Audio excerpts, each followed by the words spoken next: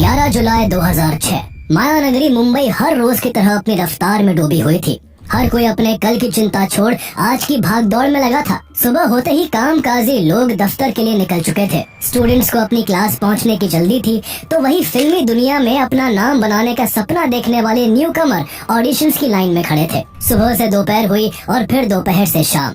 शाम के बाद लोग अपने अपने काम को निपटाकर अपने अपने घरों की ओर लौटने लगे। जितनी तेजी से वो सुबह काम के लिए निकले थे, उतनी ही जल्दी में थके हारे लोग घर लौट रहे थे। कोई मिठाई का डिब्बा लेकर अपने बेटे की मुस्कान के बारे में सोच रहा था, कोई नई नौकरी मिलने की खुशी में फूला नहीं समा रहा था, तो कोई काम न मिल पाने के कारण अपने अधूरे ख्वाबों के बोझ तले डूबा हुआ था। अपनी अपनी दुनिया में गुम सभी लोगों के कदम मुंबई की लोकल ट्रेन की तरफ बढ़ रहे थे। लोकल ट्रेन्स, जिन्हें मुंबई की लाइफलाइन भी कहा जाता है, उस शाम भी लाखों मुसाफिरों की उम्मीदें, थकान और ख्वाबों को लेकर दौड़ रही थी। शाम के 6 बज चुके थे और इस दौरान लोकल ट्रेन्स का पीक आवर होता है। हर रोज की तरह उस दिन भी चर्च गेट रेलवे स्टेशन पर इतनी भीड़ हो चुकी थी कि प्लेटफॉर्म पर पैर रखने तक की जगह नहीं थी। ट्रेनें कुछ कुछ मिनट के गैप में आती जाती रही। जैसे ही ट्रेन रुकती, हजारों लोग प्लेटफॉर्म से बोगियों की तरफ दौड़ लगा देते। पल भर में हजारों लोग जगह की तलाश में तेजी से बोगियों के अंदर दाखिल हो जाते। कोई सीट पर अपनी जगह ले लेता, कोई खड़े खड़े सफर करने को मजबूर होता और सैकड़ों लोग ऐसे भी थे जो जल्दी घर पहुंचने के चक्कर में गेटों पर ही लटक जाते। भीड़, अफरा तफरी और लोकल ट्रेन्स की ये तस्वीर मुंबई के लिए आम थी। लेकिन कुछ मिनटों के गैप पर जब अपने अपने समय से ट्रेन एक लंबा हॉर्न देकर प्लेटफॉर्म को छोड़ने लगी, तब किसी को जरा सा भी अंदाजा नहीं था कि आज ये ट्रेन तेज रफ्तार के साथ मौत की आगोश की तरफ बढ़ रही है। उस शाम 7 लोकल ट्रेन्स में 21 लोग ऐसे भी सवार थे जिनके मंसूबे ठीक नहीं थे। उनके हाथ में ब्लैक कलर का एक बैग था। साधारण से दिखने वाले इस बैग के भीतर मौत की वो खामोश आग छिपी थी जो अगले कुछ ही मिनटों में सैकड़ों लोगों की जिंदगी को राख कर देने वाली थी। इन सच से अनजान लोग ट्रेनों में अपने पूरे दिन की खट्टी मीठी यादों को एक दूसरे से शेयर कर रहे थे। खचाखच भरी होने के बाद भी इन लोकल ट्रेनों में हल्का और खुशनुमा माहौल था। कुछ ही देर में अगले स्टेशनों पर जैसे ही ये ट्रेनें रुकी, हजारों लोगों के साथ वो सभी मौत के सौदागर भी चुपचाप उतर जाते हैं और तेज कदमों के साथ स्टेशन छोड़कर भाग निकलते हैं। ट्रेनें एक बार फिर से अपने अगले स्टेशनों की ओर बढ़ जाती हैं। इन्हीं ट्रेनों में से एक ट्रेन जैसे ही सेंटा क्रूज स्टेशन के पास पहुंचने वाली होती है, तभी 6:24 पर उसमें एक जोरदार धमाका होता है।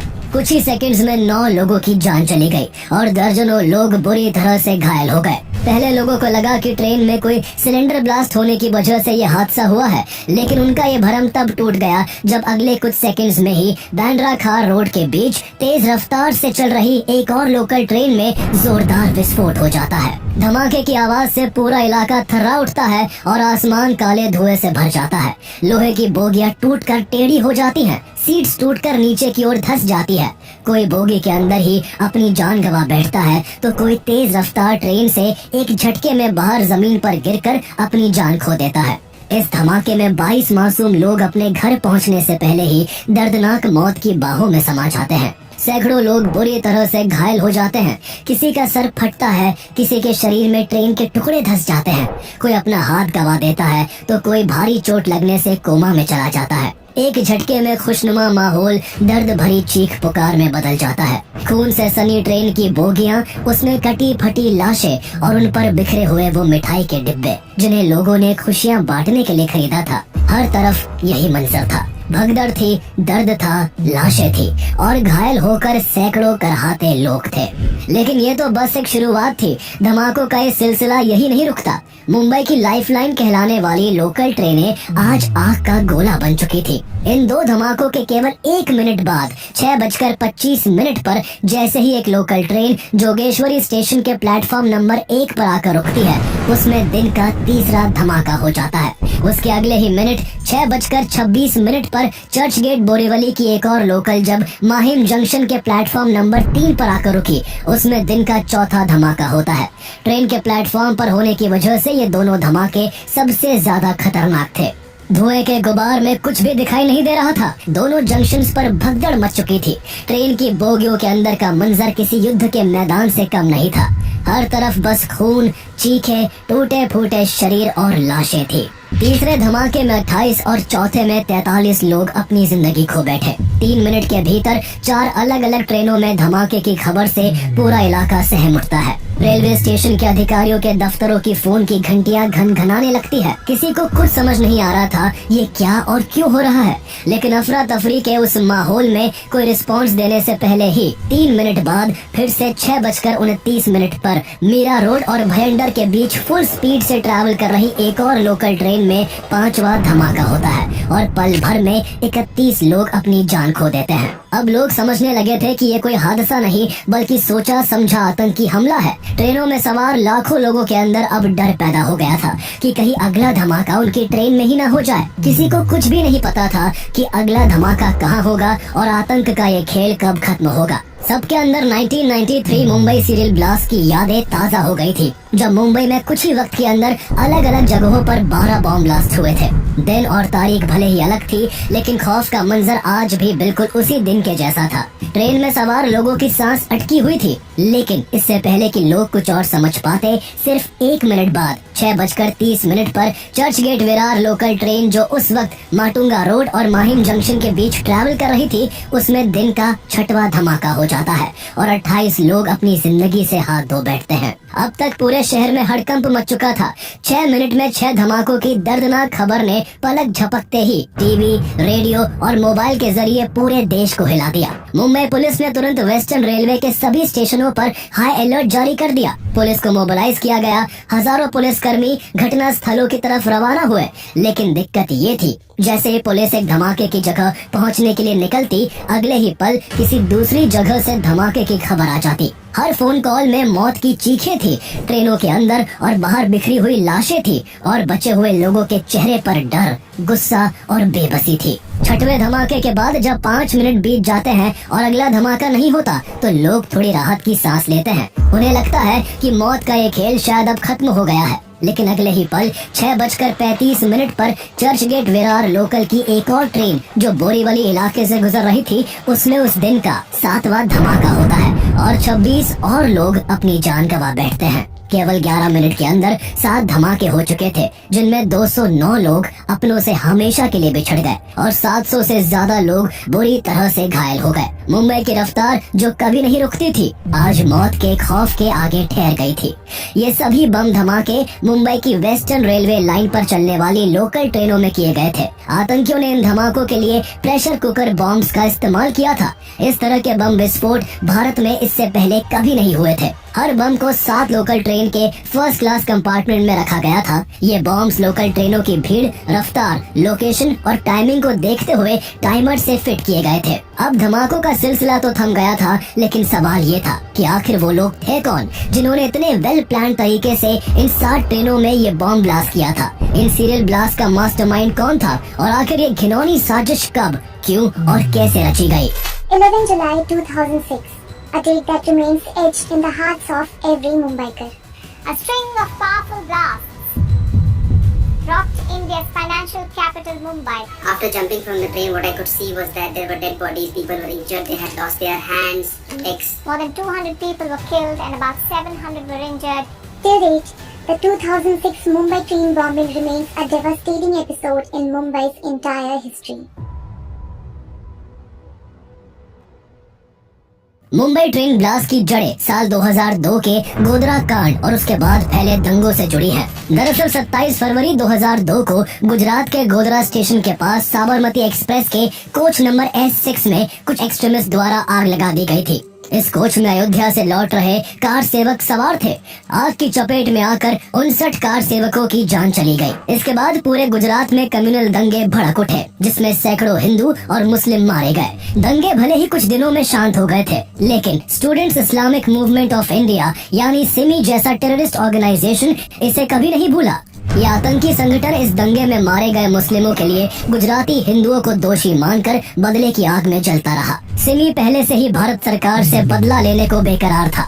क्योंकि उसे 2001 में ही भारत सरकार ने स्टूडेंट ऑर्गेनाइजेशन की आड़ में भारत में लगातार आतंकी गतिविधियों को अंजाम देने की वजह से बैन कर दिया था। इसी वजह से सिमी के कट्टरपंथियों ने भारत में आतंक फैलाने के लिए अपनी एक दूसरी ब्रांच इंडियन मुजाहिदीन की शुरुआत की। इंडियन मुजाहिदीन 2002 के गुजरात दंगों का बदला लेने के लिए पाकिस्तान के आतंकी संगठन लश्कर-ए-तायबा से कांटेक्ट में आया।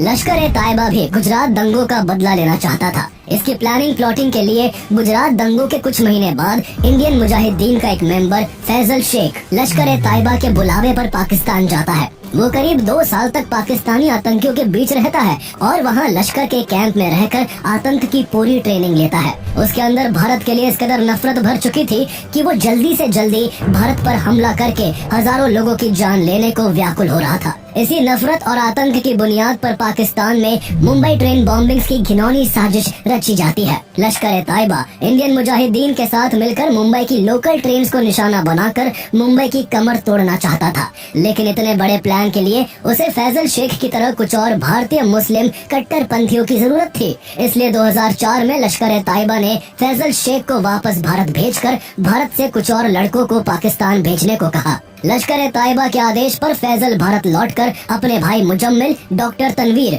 सुहेल मोहम्मद शेख, जमीर रहमान शेख, मोहम्मद अली और कमाल अंसारी को पाकिस्तान भेजता है। ये सभी लोग महीनों तक बहावलपुर और मुजफ्फराबाद के आतंकी कैंपों में हथियार और विस्फोटक की ट्रेनिंग लेते हैं। ट्रेनिंग के बाद उन्हें वापस भारत जाकर मुंबई की लोकल ट्रेनों की रेकी का काम सौंप दिया जाता है। इस बीच लश्कर-ए-तायबा ये भी तय करता है कि इस हमले में पाकिस्तानी आतंकियों को भी शामिल किया जाएगा। इसी को लेकर मार्च 2006 में लश्कर-ए-तायबा और इंडियन मुजाहिदीन के चीफ पाकिस्तान के पंजाब प्रांत के बहावलपुर में एक बार फिर मिलते हैं। इस गुप्त बैठक की मेजबानी लश्कर का सीनियर कमांडर आजम चीमा अपने घर पर करता है और यही तय होता है कि मुंबई की लोकल ट्रेनों में बॉम्ब ब्लास्ट करने के लिए खुद आजम चीमा की देखरेख में लड़कों को ट्रेनिंग दी जाएगी। उसे पूरे 50 लड़कों को तैयार करने का काम मिलता है, जिनमें इंडियन मुजाहिदीन और लश्कर दोनों के लोग होंगे। अपने आका के आदेश पर आजम तुरंत काम पर लग जाता है। इसके बाद इंडियन मुजाहिदीन अपने कुछ और लड़कों को पाकिस्तान पहुंचाता है, जो कराची, फिर वहां से इस्लामाबाद और फिर मुजफ्फराबाद के उम्मुल कुरा कैंप पहुंच जाते हैं। उम्मुल कुरा कैंप में पहले से ही कुछ पाकिस्तानी दौरे आम की ट्रेनिंग कर रहे होते हैं, इसलिए लश्कर-ए-तायबा इंडियन मुजाहिदीन के सदस्यों को उनसे अलग रखता है और उन्हें सख्त हिदायत देता है कि वो यहाँ एक पाकिस्तानी बनकर ही रहे और किसी को पता ना चलने दे कि वो भारत से आए हैं। इसके बाद उन सभी की बेसिक ट्रेनिंग शुरू होती है, जिसमें सभी को AK-47 के साथ साथ लाइट मशीन गन चलाना भी सिखाया जाता है। जब सभी लड़के राइफल चलाने में मास्टरी हासिल कर लेते हैं, तब उन्हें ग्रेनेड फेंकना सिखाया जाता है। उम्मुल कुरा में करीब 2 महीने की बेसिक ट्रेनिंग के बाद इन सभी लड़कों को एडवांस ट्रेनिंग के लिए आजम चीमा मई 2006 में बहावलपुर के आतंकी कैंप में शिफ्ट करता है। बहावलपुर कैंप में इन एक्सप्लोजिव बनाने और उसमें टाइमर लगाकर धमाका कराना सिखाया गया। इस दौरान उन्हें सबसे खतरनाक एक्सप्लोजिव्स जैसे C3, C4 और TNT को भी हैंडल करना सिखाया गया। जब ये लड़के एक्सप्लोजिव बनाने में एक्सपर्ट हो जाते हैं, तो उनकी टेस्टिंग के लिए उनसे छोटे छोटे धमाके करवाए जाते हैं। कुछ महीनों की पूरी ट्रेनिंग के बाद इंडियन मुजाहिदीन के आतंकी भारत लौट आते हैं। अब तक भारत में हमला करने के लिए पाकिस्तान के भी 9 आतंकियों को फुल ट्रेनिंग दे दी गई थी। जुलाई के शुरुआती दिनों में लश्कर-ए-तायबा के 9 आतंकी 2 ग्रुप में बंटकर इंडियन मुजाहिदीन की मदद से भारत में घुसपैठ करते हैं। पहले ग्रुप के 6 पाकिस्तानी आतंकी बांग्लादेश के रास्ते मुंबई पहुंचते हैं, जबकि दूसरे ग्रुप के 3 पाकिस्तानी आतंकी नेपाल के रास्ते मुंबई आते हैं। मुंबई पहुंचने पर इन 9 पाकिस्तानी आतंकियों के रहने का इंतजाम वही फैजल शेख करता है, जो 2004 में पाकिस्तान से ट्रेनिंग लेकर भारत लौटा था। फैजल इनमें से कुछ को मुंबई के मलाड इलाके में तो कुछ को बांद्रा, बोरीवली और मुंब्रा इलाके में रखता है। सभी को बड़ी चालाकी से middle and lower class Muslim localities में ठहराया गया था, ताकि कुछ गड़बड़ होने पर मुंबई के लोकल मुस्लिम्स को जिहाद के नाम पर आसानी से बहलाया जा सके। इसी दौरान इंडियन मुजाहिदीन के आतंकी लगातार मुंबई लोकल ट्रेनों की रेकी भी कर रहे होते हैं। उन्हें जल्द ही एक बात समझ में आ जाती है कि मुंबई की लोकल ट्रेनें एकदम टाइम पर चलती है। लोकल ट्रेन लेट ना हो हो, इसलिए कभी कभी राजधानी जैसी ट्रेनों को भी रोक दिया जाता है। उन्होंने ये भी जाना कि लोकल ट्रेनों के जरिए डेली लाखों लोग ट्रैवल करते हैं और शाम के वक्त इनमें सबसे ज्यादा भीड़ रहती है। इन सारी बातों को मद्देनजर रखते हुए लोकल ट्रेन में बॉम्ब प्लांट करने की तैयारी शुरू होती है, जिसने मुंबई की रफ्तार को हमेशा के लिए एक खौफ में बदल दिया। पाकिस्तान में बैठे लश्कर-ए-तैयबा के हैंडलर आजम चीमा की अगुवाई में 20 किलोग्राम RDX गुजरात के कांडला पोर्ट के जरिए मुंबई भेजा जाता है। इसके बाद साबू सिद्दीकी हॉस्पिटल में काम करने वाला यूनानी doctor Tanveer Ansari 20 kilogram ammonium nitrate का मुंबई में ही इंतजाम कर लेता है। इस बीच आजम चीमा लगातार फैजल शेख से फोन पर संपर्क में रहता है।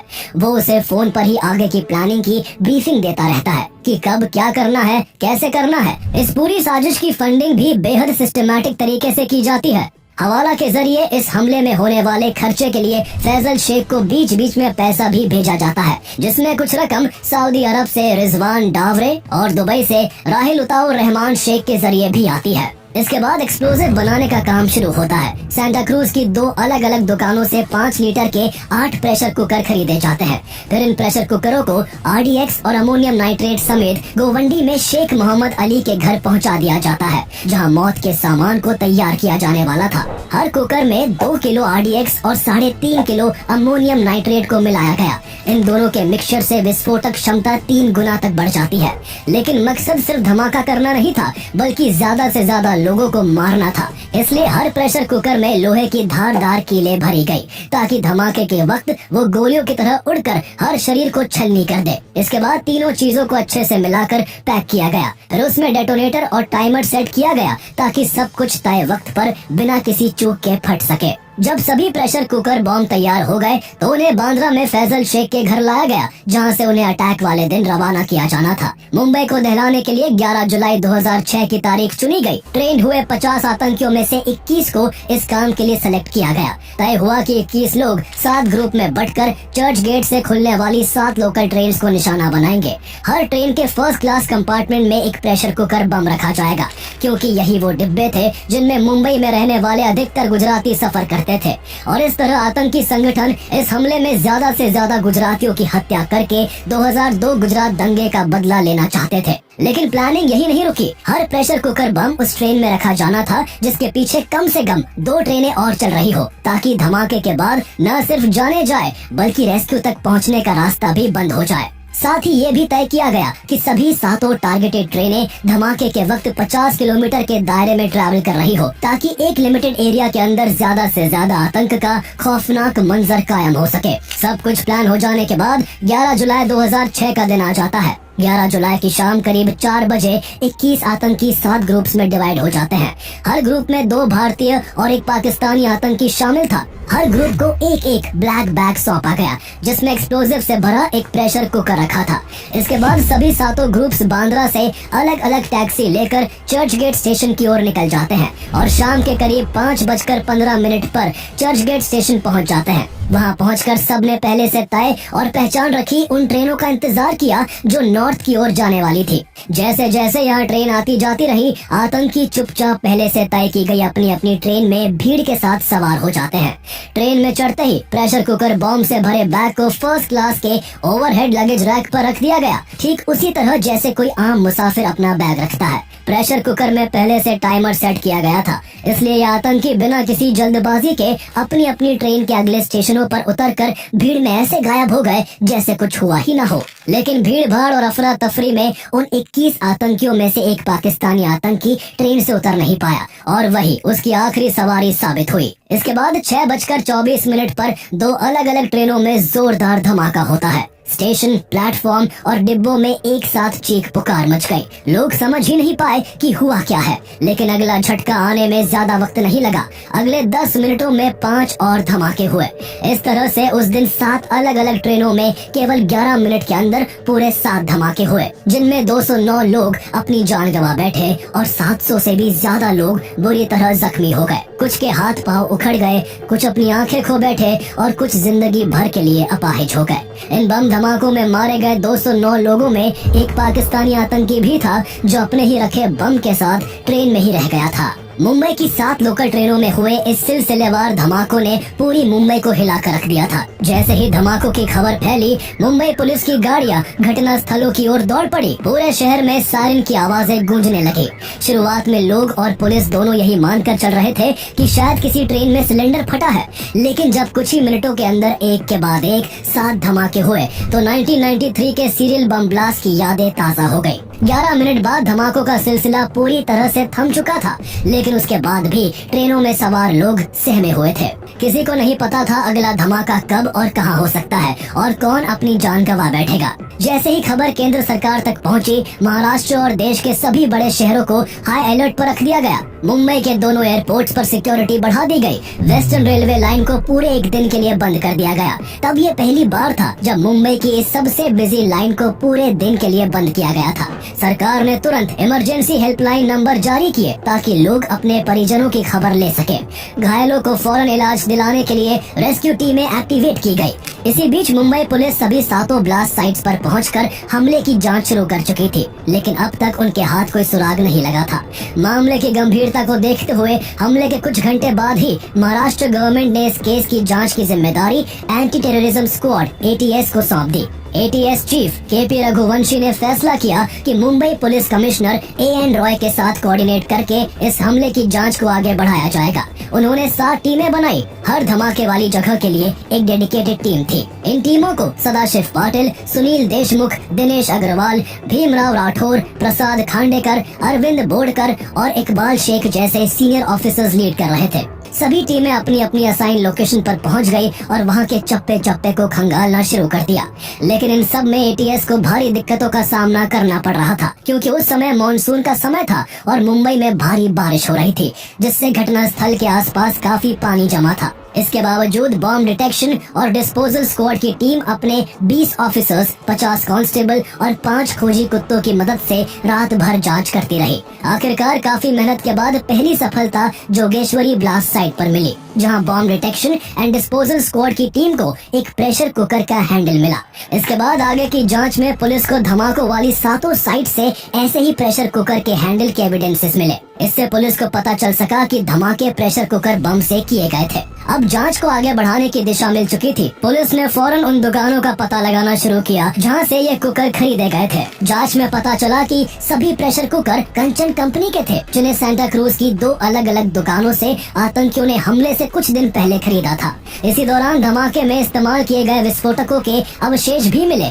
जिसकी फॉरेंसिक लैब में जांच करवाई गई, जिसमें पता चला कि धमाकों के लिए आतंकियों ने RDX और अमोनियम नाइट्रेट का इस्तेमाल किया था। हमले के 3 दिन बाद पाकिस्तान बेस्ड टेररिस्ट ऑर्गेनाइजेशन लश्कर-ए-कहार ने इन धमाकों की जिम्मेदारी ली और एक स्टेटमेंट जारी करते हुए कहा कि ये धमाके गुजरात और कश्मीर में मारे गए मुसलमानों का बदला लेने के लिए किए गए थे। लश्कर-ए-कहार ने यह भी दावा किया कि ये धमाके एक बड़े प्लान का हिस्सा थे, जिसमें Mumbai international airport, gateway of India, Agra का ताजमहल और दिल्ली का लाल किला भी पॉसिबल टारगेट्स थे। लश्कर-ए-कहार लश्कर-ए-ताइबा का ही एक ग्रुप है। इस हमले की जिम्मेदारी लश्कर-ए-कहार के लेते ही ATS के कान खड़े हो गए। ATS ने फौरन अपनी जांच का दायरा बढ़ाया और RNAW और IB जैसी इंटेलिजेंस एजेंसी की मदद ली। मुंबई के कई इलाकों में छापेमारी की गई। कुछ सस्पिशियस लोगों के फोन इंटरसेप्ट किए गए। कुछ ही दिनों में करीब 400 लोगों को हिरासत में लिया गया, लेकिन अब भी इस हमले के रियल कल्प्रिट्स पुलिस की पहुंच से बाहर थे। इसी बीच IB को अपनी खुफिया जांच में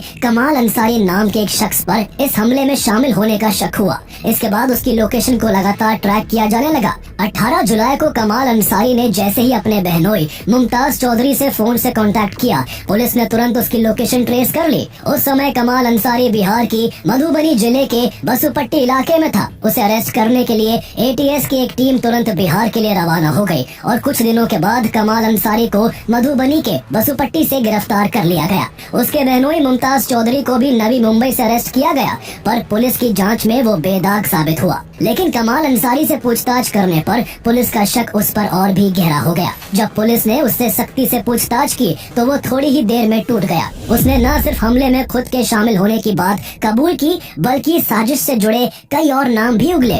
अब धीरे धीरे पूरे नेटवर्क की परतें खुलने लगी थी और पुलिस के सामने साजिश की तस्वीर साफ होती जा रही थी। ATS की की जांच का अगला निशाना रहील शेख बना, जो पहले से ही 2005 के दिल्ली धमाकों में वांटेड था। रहील की तलाश में एटीएस ने सिमी से जुड़े फिरोज देशमुख को पकड़ा, जिसने बताया कि रहील शेख ने उससे मई 2006 में 15,000 रुपए ये कहते हुए उधार लिए थे कि ये पैसे तुम्हें कुछ महीनों में नोमन नाम का एक आदमी लौटा देगा। इसी बेस पर एटीएस ने नोमन को भी ट्रैक कर धर दबोचा, जो पुलिस को फैजल शेख तक ले गया, जो इस हमले का मेन कॉन्स्पिरेटर था। 27 जुलाई को फैजल शेख को मुंबई से गिरफ्तार कर लिया गया। उसके घर से 26,000 सऊदी रियाल्स भी बरामद हुए। जांच में सामने आया कि इस हमले के खर्चे के लिए फैजल को उसके पाकिस्तानी आकाओं ने हवाला के जरिए करीब 60 लाख रुपए दिए थे। आगे पुलिस ने इस हमले में शामिल फैजल के भाई मुजम्मिल, तनवीर अंसारी और एहतेशाम सिद्दीकी को भी गिरफ्तार कर लिया। इन दोषियों ने बताया कि साजिश की ट्रेनिंग और प्लानिंग पाकिस्तान में बैठे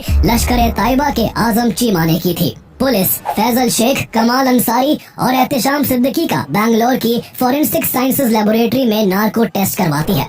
रिपोर्ट में सामने आया कि इस हमले में मारे गए एक शख्स की अनक्लेम्ड बॉडी पाकिस्तानी नागरिक सलीम की थी, जो इस हमले में शामिल 21 लोगों में से एक था। 4 महीने 29 दिन की लंबी जांच के बाद 30 नवंबर 2006 को ATS Maharashtra control of organize crime act MCOCA court में चार्जशीट दायर करती है। चार्जशीट में 30 लोगों को इस हमले का आरोपी बताया जाता है, जिसमें 13 पाकिस्तानी और 17 भारतीय थे। लेकिन इन 30 लोगों में से पुलिस केवल 13 लोगों को ही अरेस्ट कर पाती है।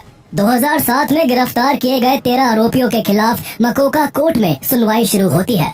लेकिन जैसे ही कार्रवाई शुरू होती है, इसके कुछ दिनों बाद ही 21 जून 2007 को इन आरोपियों के वकील सुप्रीम कोर्ट का रुख करते हैं और मकोका की कॉन्स्टिट्यूशनल वैलिडिटी को ही चुनौती दे देते हैं। इसका सीधा फायदा आरोपियों को मिलता है और फरवरी 2008 में सुप्रीम कोर्ट इस मामले में मकोका कोर्ट की सुनवाई पर रोक लगा देता है।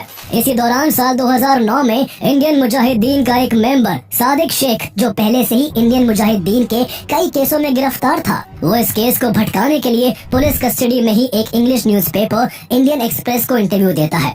इस इंटरव्यू में वो बताता है कि इन धमाकों के पीछे केवल और केवल इंडियन मुजाहिदीन का हाथ था। उसने आगे बताया कि वो और उसके 4 साथी इस हमले की प्लानिंग में शामिल थे और 5 ट्रेनिंग के लिए पाकिस्तान गए थे। उन सब ने वहाँ से भारत लौटने के बाद मुंबई की लोकल ट्रेन का टाइम टेबल लिया और पहले से ही फर्स्ट क्लास का पास बनवा लिया। 11 जुलाई 2006 की सुबह उन्होंने 7 प्रेशर कुकर में एक्सप्लोसिव भरकर टाइमर सेट किया। फिर तकरीबन 4 बजे पहले दादर और फिर चर्च गेट पहुंच गए, जहां से उन्होंने वहां ट्रेनों में बॉम्ब प्लांट कर दिए। लेकिन उसके इस बयान को कोर्ट में ज्यादा इम्पोर्टेंस नहीं मिली, क्योंकि उसका बयान एटीएस की जांच से मेल नहीं खाता था और वो बाद में अपने ही बयान से पलट गया। इसलिए कोर्ट में उसे हॉस्टाइल विटनेस यानी मुकरने वाला गवाह घोषित कर दिया गया, जो जांच को भटकाने की कोशिश कर रहा था। करीब 2 साल की देरी के बाद 23 अप्रैल 2010 को सुप्रीम कोर्ट ने मकोका कोर्ट पर लगी रोक हटा ली और सुनवाई दोबारा शुरू हुई।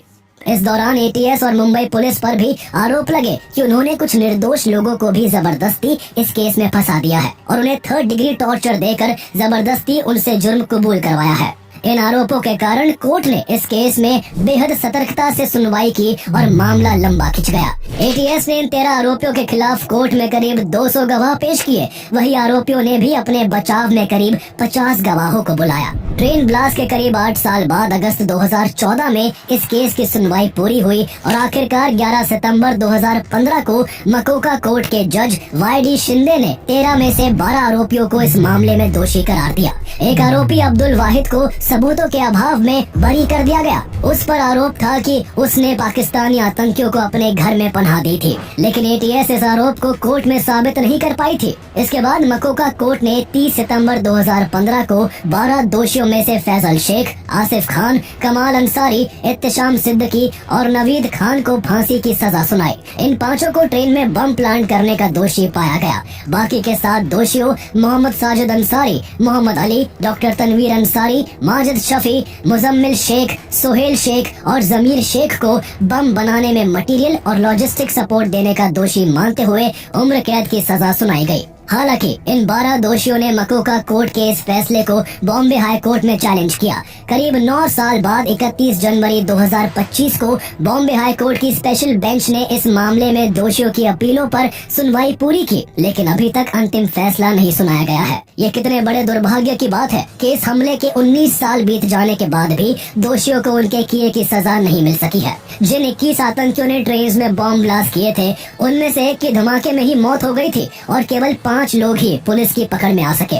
उन 5 को 10 साल पहले ही फांसी की सजा सुनाई गई थी, लेकिन हमारा जुडिशरी सिस्टम आज भी उन्हें फांसी के फंदे से नहीं लटका पाया है। सबसे हैरानी की बात यह है कि उन 21 टेररिस्ट में से 15 लोग आज 19 साल बाद भी पुलिस की गिरफ्त से बाहर है और खुली हवाओं में सांस लेकर इंडियन जुडिशरी और सिक्योरिटी सिस्टम की नाकामियों पर मुस्कुरा रहे हैं। इन सब के बीच 2006 के मुंबई ट्रेन सीरियल ब्लास्ट में मारे गए 209 मासूम लोगों के परिवार को आज भी कोर्ट के फैसले और न्याय का इंतजार है।